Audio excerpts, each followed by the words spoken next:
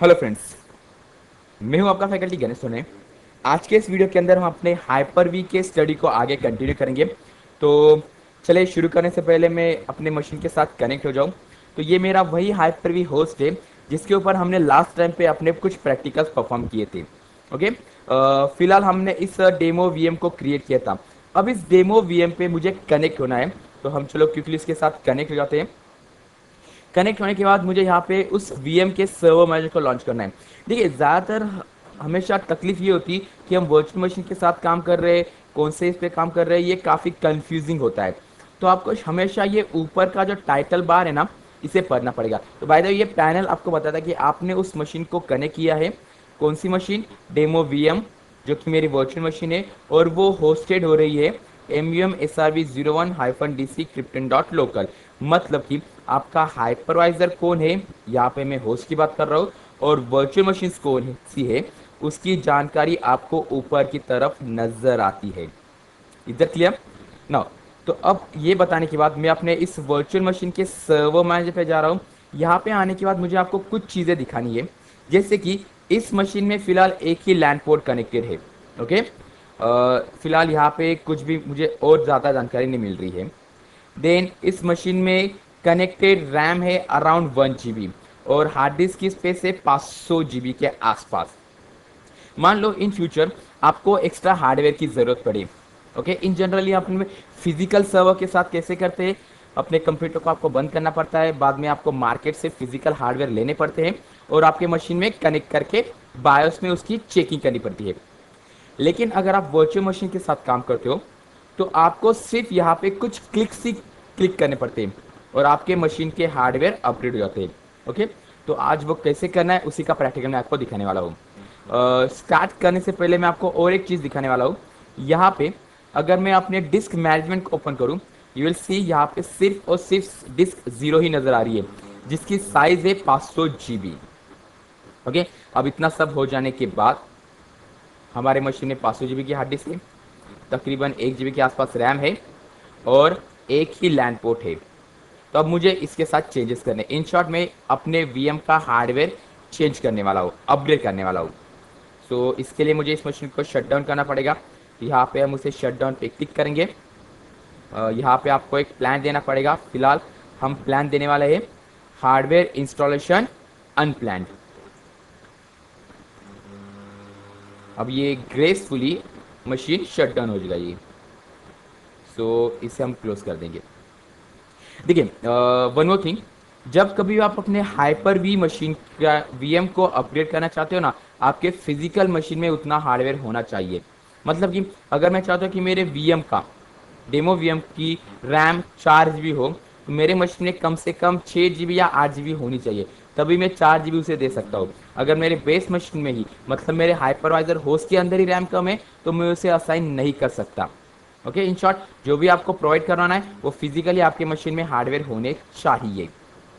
अब इतना हो जाने के बाद इस मशीन को हम राइट क्लिक करेंगे, इसके हम सेटिंग पे जाने वाले हैं ना। सेटिंग पे आने के बाद मेरे पास यहाँ पे कुछ ऑप्शंस आ रहे हैं, जिसमें से हम बात करेंगे सबसे पहले बायोस की।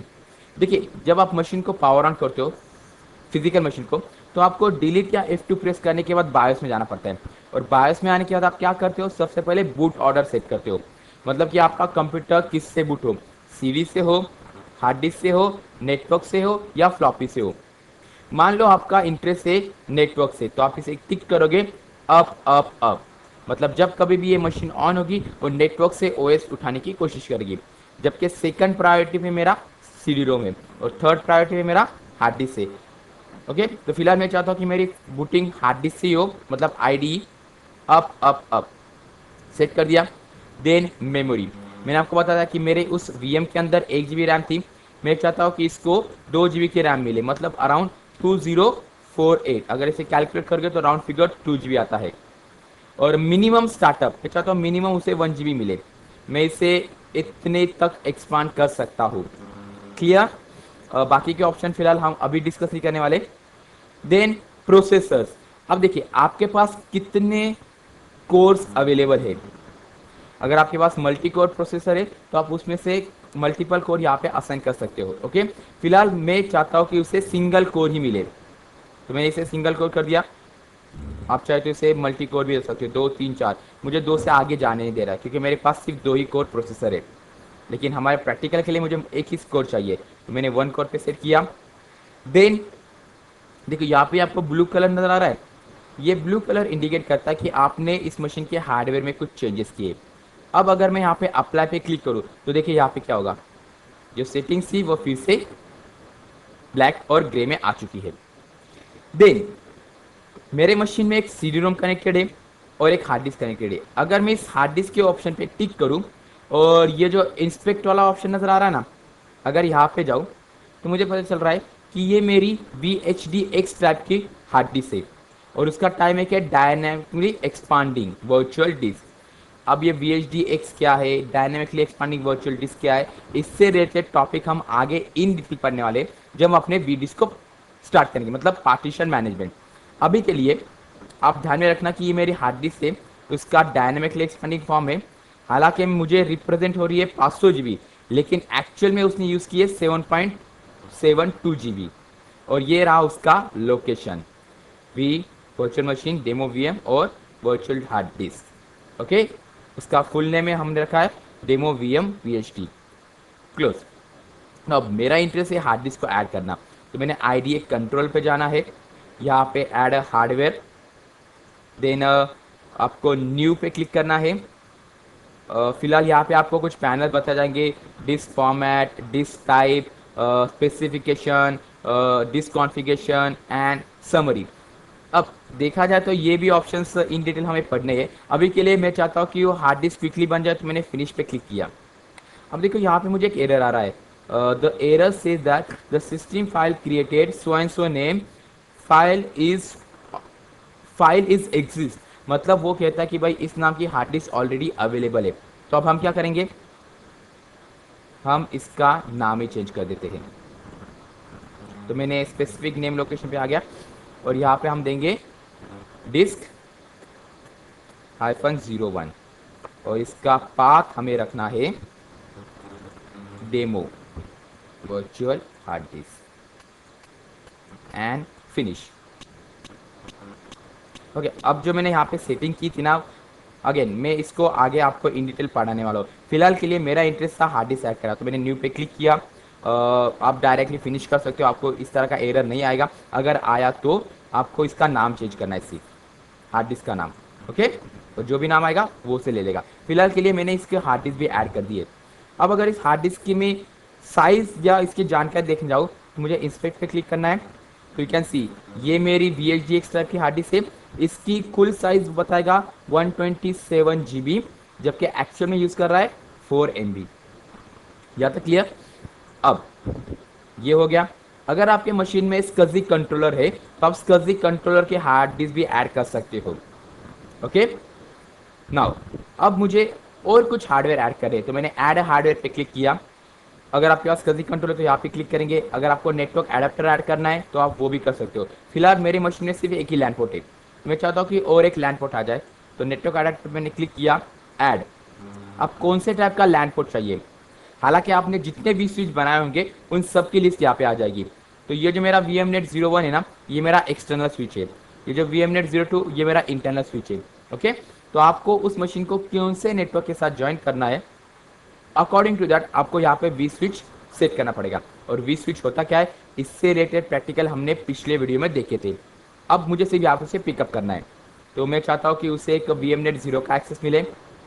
देन फिर से हम ऐड पे जाएंगे, ऐड नेटवर्क एडाप्टर। अब सेकंड में चाहता हूँ कि VMNet 02 इंटरनल का एक्सेस मिले, अप्लाई। ये सभी सेटिंग हो चुकी है, ब्लैक और ग्रे। ओके, माफ कीजिए। अब जो भी मैंने चेंजेस किए उससे रिलेटेड जानकारी आपको नीचे यहाँ पे नेटवर्किंग पैनल पे मिल जाएगी। सो देखिए यहाँ पे 3 नेटवर्क एडाप्टर ऐड हो चुके हैं, जिसमें से 2 तो मेरे VMNet 01 पे कनेक्टेड है और एक VMNet 02 इंटरनल पे कनेक्टेड है। क्लियर। अब मुझे इस मशीन को पावर ऑन करना है, तो स्टार्ट पे हम क्लिक करेंगे, मशीन स्टार्ट हो रही है। Then connect.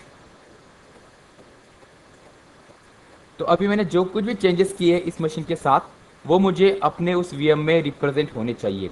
जैसे कि मुझे हार्ड डिस्क मिलने चाहिए, 2 हार्ड डिस्क, अराउंड 2 GB की रैम मिलनी चाहिए और 3 लैन पोर्ट मिलने चाहिए। सो चेक करेंगे कि वो सब कुछ ले रहा है या नहीं। कि अब ये इसे ऑन होने में टाइम लगता ही है। इन द मीनवाइल हम कुछ और चीज़ें डिस्कस करते हैं यहाँ पे। फिर से मैं इस मशीन के सेटिंग में जाना चाहता हूँ। देखिए एक बात आप ध्यान में रखिए, जब कभी भी आप अपने मशीन के साथ, वर्चुअल मशीन के साथ हार्डवेयर इंटरचेंज करते हो तो आपको मशीन को बंद ही करना पड़ता है। देखिए अभी मैंने रनिंग कंडीशन में इस मशीन को एक्सेस लिया है, तो ये जितने भी ऑप्शंस थे ना, वो सभी के सभी ऑप्शंस मेरे ग्रे आउट हो चुके हैं, एक्सेप्ट मेरा मेमोरी वाला ऑप्शन, क्योंकि मुझे रनिंग टाइम में रैम इंक्रीज कर सकता हूँ मैं। लेकिन बाकी ऑप्शन जैसे कि बूट ऑप्शन, देन मेरा ये डीवीडी ड्राइव और ये मेरा प्रोसेसर ऑप्शन, ये सब ग्रे आउट हो चुके हैं। और मुझे बार बार एक मैसेज आ रहा है, some setting cannot be modified because the virtual machine was running when the windows is open, to modify the setting unavailable, shut down the virtual machine and then open the windows। मतलब वो कह रहा है कि भाई आपको machine बंद करनी पड़ेगी और तभी आप हार्डवेयर चेंजेस कर सकते हो। यहाँ तक क्लियर? ओके, तो लेट्स चेक करते हैं। अब हमारी मशीन चलो फुल्ली ओपन हो चुकी है, इसे हमने अनलॉक करना है। Then we have to enter our password, जो भी होगा आपको एंटर करना है। इसे हम थोड़ा फुल स्क्रीन कर लेंगे, एज बेटर।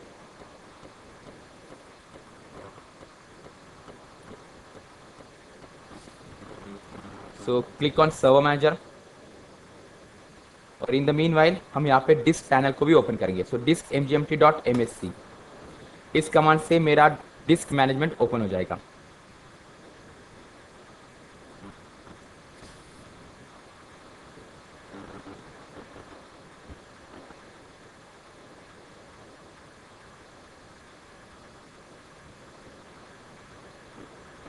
ओके, मशीन की इंफॉर्मेशन लेने में वो थोड़ा टाइम लेता है, तो तब तक आपको रुकना पड़ेगा।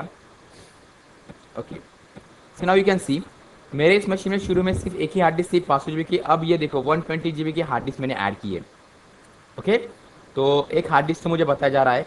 सेकंड, अगर मैं यहाँ पे लोकल सर्वर पे आऊँ तो मुझे अपनी रैम इंक्रीज होनी चाहिए और 3 लैंड पोर्ट रिप्रेजेंट करने चाहिए। तो देखिए 1 2 3 दिखा था लैंड पोर्ट, ये 3 लैंड पोर्ट आ चुके हैं। और शुरू में इसकी साइज थी रैम की 2 GB, अब ये देखो क्या दिखा रहा है 2 GB। अब आप सोचोगे अभी भी टोटल स्पेस मेरे पास 499 क्यू ही दिखा रहा है। जब तक कि आपको इस हार्ड डिस्क को इनिशियलाइज नहीं करोगे, ऑनलाइन नहीं लेके आओगे, तब तक वो स्पेस यहाँ पे नहीं दिखाई जाएगी। तो क्विकली मैं उसे पार्टीशन बना दे रहा हूँ और ऑनलाइन लेके आ गया। ओके, ये ब्लू कलर इंडिकेट कर रहा है कि आपका प्राइमरी पार्टीशन बन चुका है। इसे क्लोज कर देंगे और ये सब हो जाने के बाद मुझे फिर से इसे रिफ्रेश करना है। तो अगर मैं इसे रिफ्रेश करूँ तो टोटल हार्ड डिस्क कैपेसिटी कितनी है वो मुझे यहाँ पे दिखा देगा।